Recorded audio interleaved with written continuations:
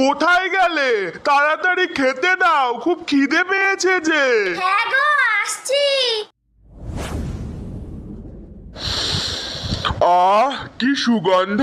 এত সুন্দর রান্না করো, ভাবছি তোমায় এবার ইউটিউবে একটা চ্যানেল খুলে দেব।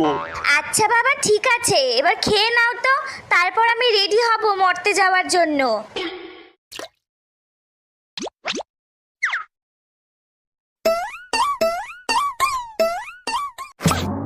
তুমি কত ভালোবাসো, কত খেয়াল রাখো, সেই জন্যই তো সব মেয়েরা তোমার মতো বর চায়।